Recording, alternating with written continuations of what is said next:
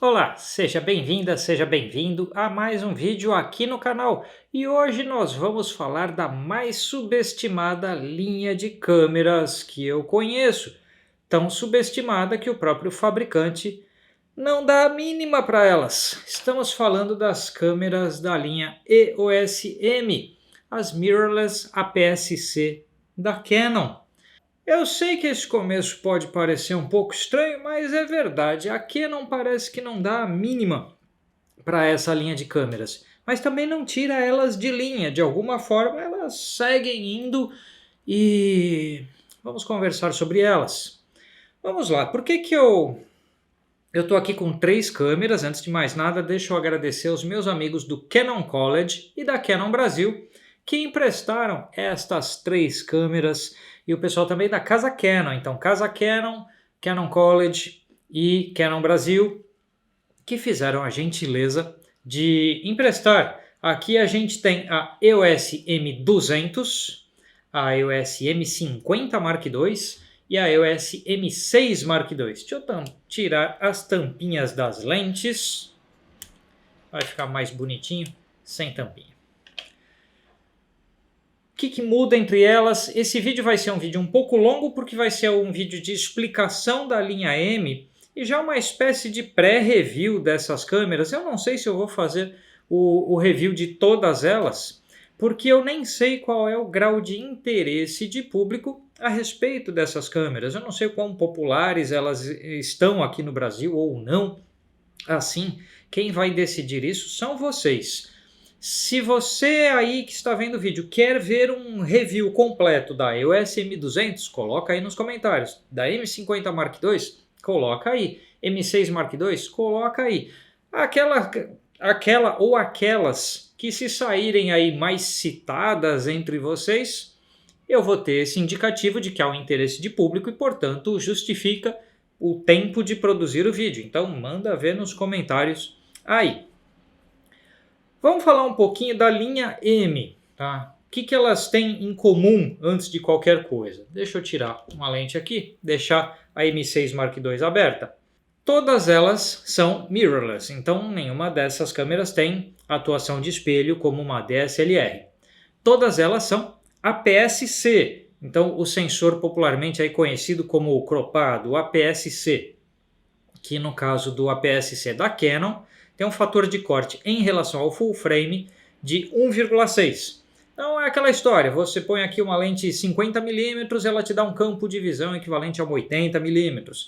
E assim por diante, uma 24mm te dá um campo de visão equivalente a uma 38mm no full frame. O full frame é a língua oficial da fotografia, desde tempos de filme isso. Então aqui colocando a EOS RP em cima da M6 Mark II, vocês têm mais ou menos uma ideia da diferença de tamanho de sensor delas, né?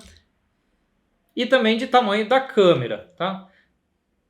A RP é aqui, ó, um dedo mais larga que a M6 Mark II, um pouquinho mais alta, se eu coloco ela alinhada aqui atrás, ela ainda aparece aqui em cima, um pouquinho mais profunda. Então, a M6 Mark II, a M50 Mark II, então, elas são um pouco menores do que a menor das full frames, que é a EOS RP. O menor corpo de câmera full frame no mercado é o da RP, e mais leve e tudo mais, e essas câmeras são ainda um pouco menores. Então o que elas têm em comum? Elas são mirrorless, elas são APS-C, elas usam o encaixe, o mount, que é o EF-M, que é uma derivação do EF fotográfico, mas feito especificamente para câmeras APS-C e mirrorless. Eu tenho aquele vídeo explicando as lentes Canon, e ali eu falo do EF, do EFS e de tudo mais. Quem tem alguma dúvida, dá uma chegada lá. E essas câmeras podem utilizar que lentes? As EF-M, como esta aqui, que encaixa nativamente nela. As EF e EFS, utilizando este adaptador da própria Canon, que é o EF para EOS-M. Então, eu vou tirar ele vem com um pezinho para tripé. Eu vou tirar esse pezinho aqui. Então, você encaixa o adaptador e aí coloca aí uma lente EF ou EFS. E antes que perguntem, foco funciona normalmente, todos os comandos de câmera funcionam normalmente, as lentes EF e EFS funcionam normalmente na EOS M, qualquer EOS M, não só esses 3 modelos, mas outros da série, com toda a operação normal, só fica um conjunto maior, né, do que elas são originalmente. Então, que lentes esse sistema de câmeras pode usar? As EFM nativas, as EFS, no caso das EFS funcionarão como elas são em qualquer câmera APS-C da Canon, e as EF, que são lentes full frame, apresentarão o fator de corte em relação às EFS também, né? Uma 50mm continua com campo de visão de 80 e assim por diante. Só que a EFS já é feita para iluminar um sensor deste tamanho, enquanto as EF para um sensor full frame. Dúvidas sobre fator de corte? Eu tenho um vídeo aqui no canal com tudo que você precisa saber sobre fator de corte. Chega lá que está tudo explicado. As EOS M originais, elas foram lançadas, a M, primeiro modelo, em julho de 2012, para vocês terem uma ideia. Então a linha APS-C mirrorless da Canon já está para fazer 10 anos de vida no mercado. E ela ficou por muitos anos como um nicho para o mercado asiático, especialmente o mercado japonês, onde elas vendiam feito água e desconhecidas do resto do mundo. Então muita gente fala que a Sony lançou mirrorless antes da Canon. Para vocês terem uma ideia, a A6000 da Sony só saiu em 2014, a Nex C3 em 2011. Então o que acontece é que a Sony lançou, acho que a Nex 5, se eu não me engano, em 2010. Então a Sony lançou mirrorless apenas 2 anos antes da Canon. E antes disso a gente teve o que? A Panasonic, a Lumix G1, que no meu entender é a primeira mirrorless do mercado, porque quando a gente olha em algumas fontes na internet, apontam a Epson RD1 como a primeira mirrorless. Ali é uma rangefinder, não é uma câmera de visor direto ou rangefinder, não é uma mirrorless, porque se fosse por aí, nunca uma rangefinder ou uma câmera de visor direto, ela nunca teve espelho, então não faz sentido chamar uma assim de mirrorless, né? As mirrorless são derivadas das DSLR apenas com a retirada do espelho e a adição de um visor eletrônico. Então, a Canon tem essa linha, então desde 2012, a EOS M original tinha um CMOS de 18 megapixels, que era aquele mesmo que equipou a 7D, a 60D, a T5i, T4i, etc. Então, eles têm uma câmera de pequeno porte, com um sensor APS-C, muito adequada para quem quer ter uma segunda câmera ou a sua câmera de viagem, de turismo, tá vindo do celular e quer uma câmera, e há muito tempo, mas é uma linha um pouco desconhecida de muita gente. A linha evoluiu ao longo dos tempos e hoje nós temos aí a M200, que é a entrada da linha, a menorzinha.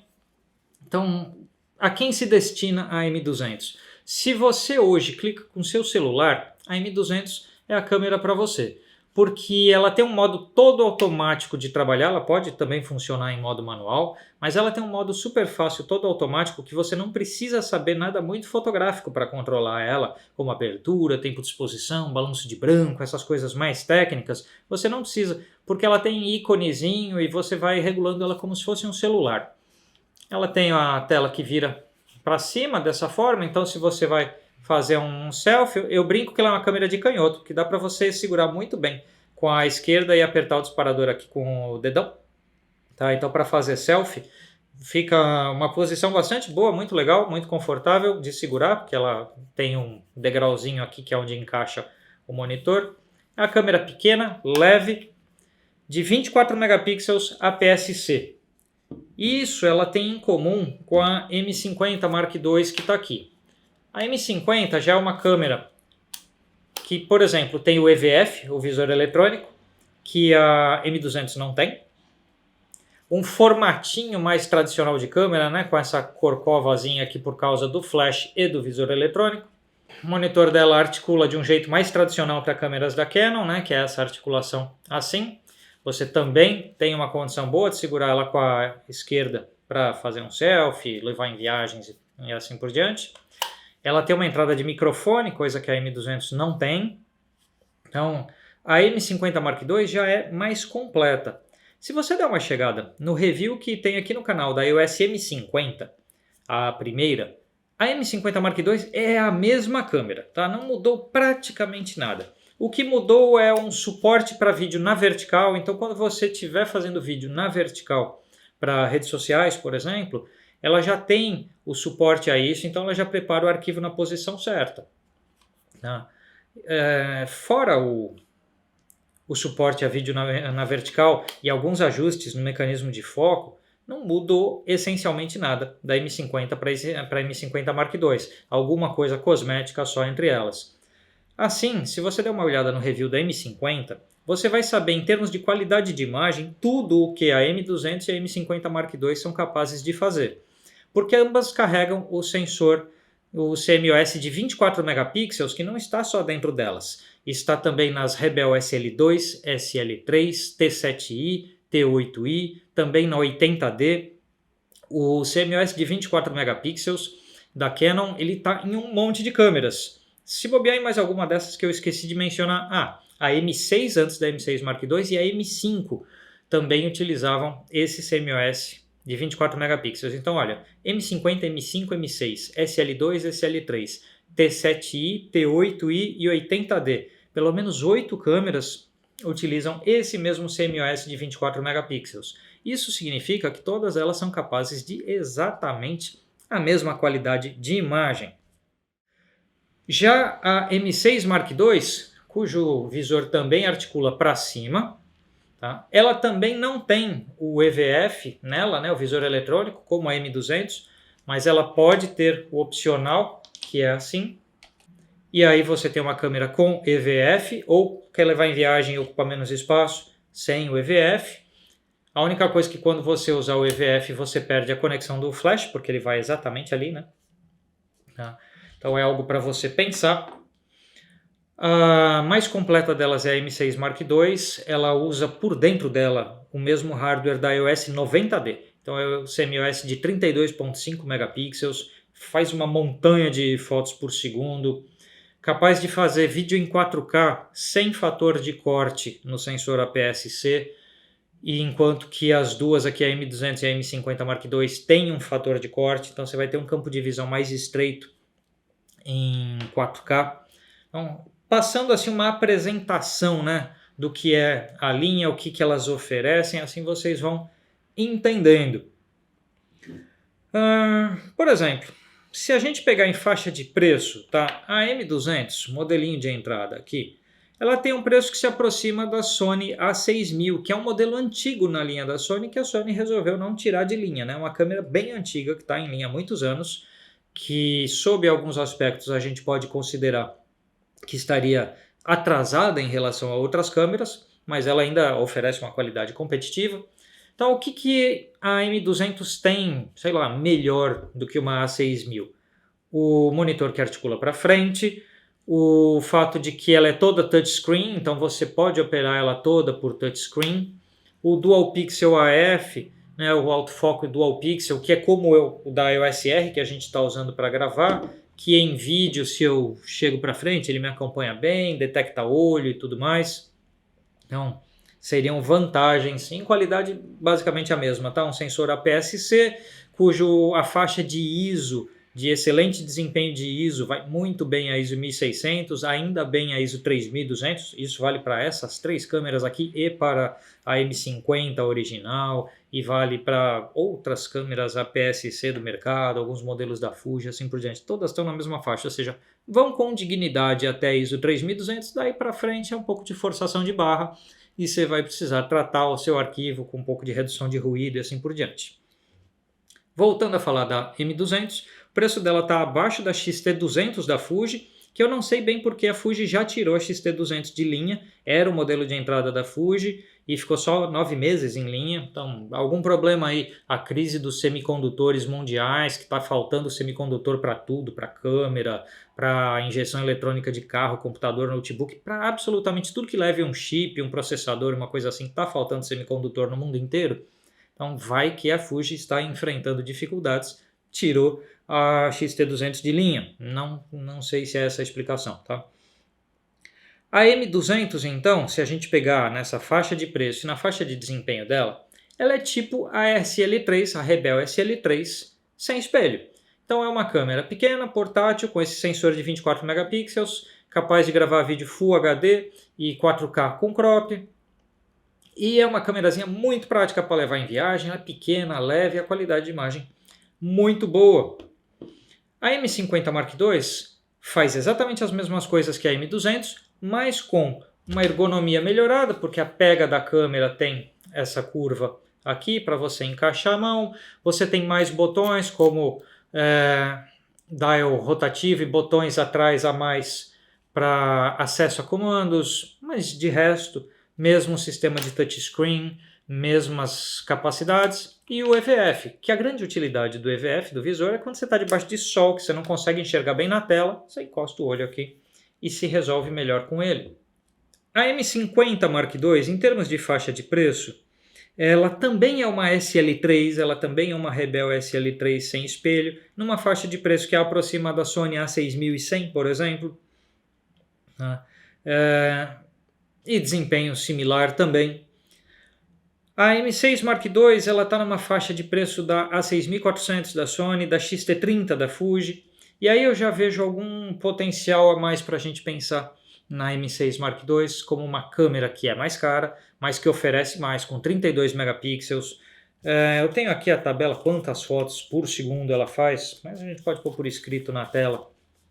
Aí ela faz até 14 fotos por segundo, em disparos de até 23 e 24 arquivos RAW, ou até 544 disparos em JPEG. Então, uma câmera rápida, já capaz de fotografar, por exemplo, esportes, dança e outras coisas mais movimentadas. Ela usa a mesma bateria da RP, que é a LP-E17, enquanto que estas duas aqui, a LP-E12, que é um pouco menor. Saibam que essas duas são como uma SL3 sem espelho, sendo a M50 Mark II mais completinha e a M200 mais como uma câmera de hobby e viagem, enquanto a M6 Mark II é uma 90D sem espelho com o EVF opcional, todas elas podendo usar lentes EF e EFS com adaptador, todas elas com um slot de cartão SD, sendo o HS1 nestas duas aqui, na M200 e na M50 Mark II, o HS2 na M6 Mark II. Nenhuma delas tem IBIS, né, estabilização de imagem no sensor, o que nenhuma das outras câmeras na faixa de preço delas tem. Então tá na média.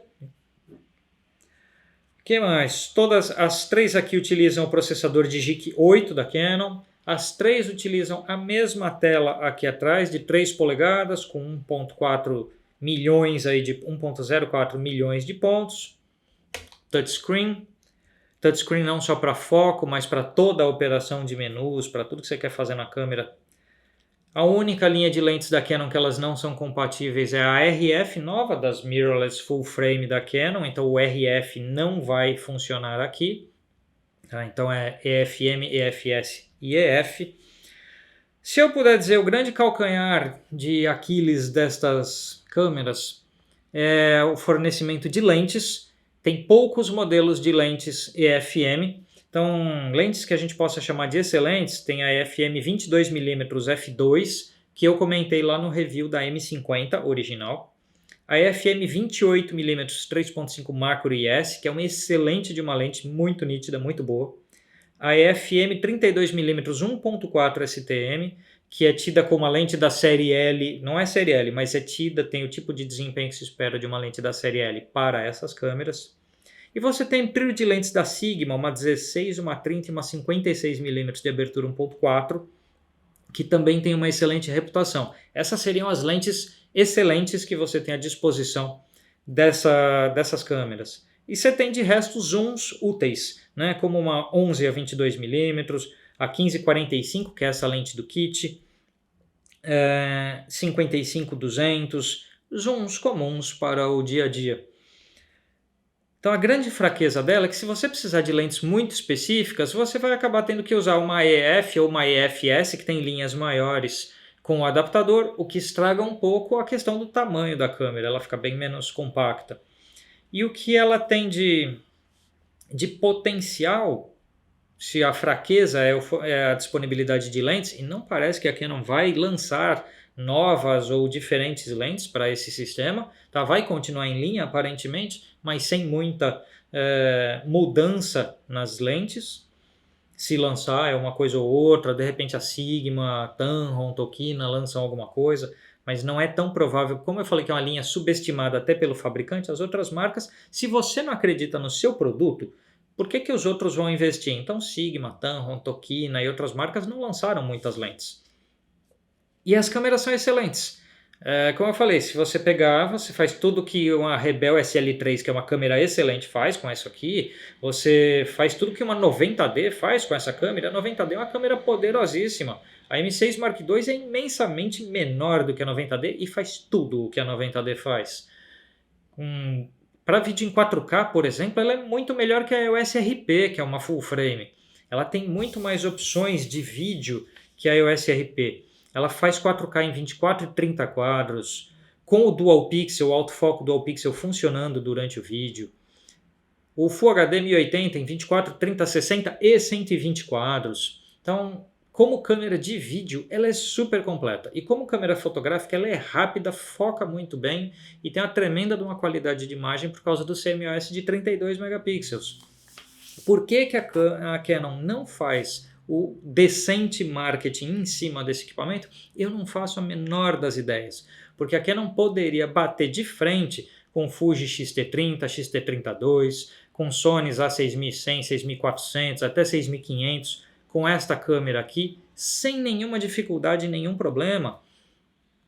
E, no entanto, eles parecem não investirem no marketing. Como câmera de uso geral, que você vai ter desde o trabalho até suas férias e tal, ela é capaz que seja uma câmera melhor que a EOS RP, tirando o fato que a EOS RP é full frame. Tirando isso, que vai dar uma vantagem no ISO, na sensibilidade ISO para RP, em todo o resto, a M6 Mark II é uma câmera superior à EOS RP. E até me deixou coçando a cabeça aqui se eu devo ou não devo trocar minha RP numa dessa aqui, porque vai ficar menor, mais leve e com mais recursos. Então é algo para pensar. O ponto forte dessa linha para mim é justamente qualidade de imagem, porque tem toda a qualidade que a gente está acostumado nas DSLR e outras mirrorless da Canon. A facilidade de operação, a ergonomia, o touchscreen completo com menus fáceis de usar. Então é um equipamento fácil de usar, rápido, ágil, completo, competente. E a própria Canon não aposta. Se vocês têm uma explicação aí, se alguém tem, eu já perguntei para o pessoal da Canon, eles não me responderam. Tá? Coloca aí quais são suas apostas de por que a Canon não investiu nessa linha como deveria. Maior erro, acho que recente, dos últimos anos aí da Canon, seguramente é esse.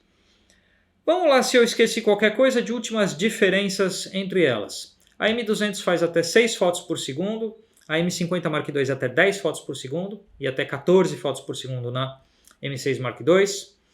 M200 não tem o EVF e nem tem o encaixe para flash, para EVF externo, nada. Ela é feita para ser assim. Ela tem o flashinho interno.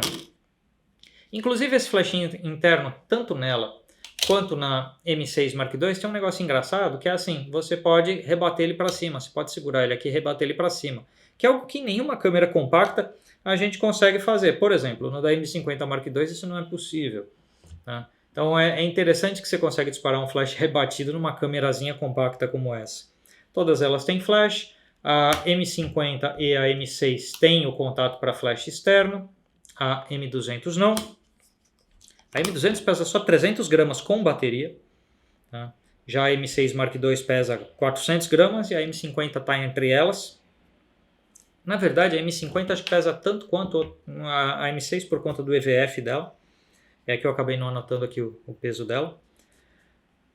Ambas aqui embaixo, M200 e M50 com Dual Pixel em vídeo Full HD e em fotografia, menos no vídeo 4K. Aqui no vídeo 4K, em todas as formas dela.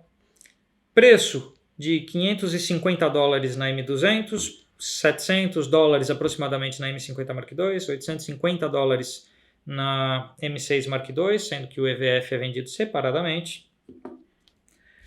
E E é isso, eu acho que eu consegui falar dessas 3 câmeras em um vídeo de menos de meia hora. Você aí tem uma câmera da linha M? O que acha? Coloca nos comentários. Você aí gostaria de saber mais sobre uma dessas especificamente? Ou tem interesse, pensou em comprar? Coloca aí nos comentários, porque de repente, se eu perceber que tem razões o suficiente para fazer o review de uma delas, pelo menos, ou quem sabe mais do que uma, eu acho quase desnecessário o review da M50 Mark II, porque ela é super parecida com a M50 original.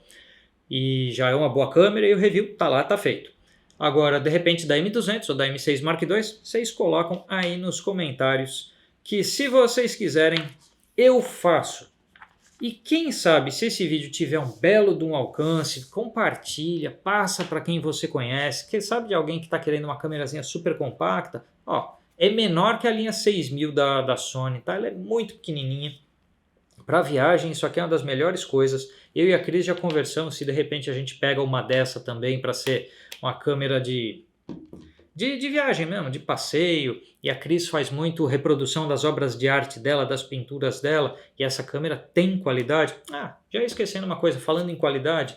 A lente do kit, essa 1545 que está aqui, ela surpreendentemente, eu achei ela mais nítida do que eu esperava para uma lente do kit. Perto das 1855 da Canon e de outras marcas, essa lente é mais nítida e mais bem resolvida para uma lente de kit. Não é brilhante como nenhuma lente de kit é, mas é uma lentezinha bem resolvida. Em todas elas que vierem com essa lente do kit, tem que observar que tem uma travinha para você poder usar do 18 ao 45, porque para guardar ela, você trava, ela fica mais compacta. Agora eu falei tudo, não falta mais nada. Mais uma vez, obrigado aos meus amigos da Casa Canon, do Canon College e da Canon Brasil, que emprestaram esses equipamentos. Estou fotografando esses dias com elas. A Cris tem fotografado bastante com a M200. Como eu falei, capaz que a gente fica com uma. E diga aí o que você achou, que dúvidas você tem e vamos conversando. Lembrando que você pode se tornar apoiador deste canal, junte-se ao Apoia-se ou ao Seja Membro aqui no YouTube. Me segue nas redes sociais, segue o canal do Vernalha no Telegram também, para ter a newsletter lá. Eu mando coisas não só daqui do canal, mas variadas novidades e coisas interessantes. E compre os meus cursos, quer evoluir na fotografia? Tem o pacote completo de cursos com desconto agora. Tá tudo explicado na descrição, link do meu site, lá também tá tudo explicado. A gente se vê no próximo vídeo, pessoal. Tchau, tchau!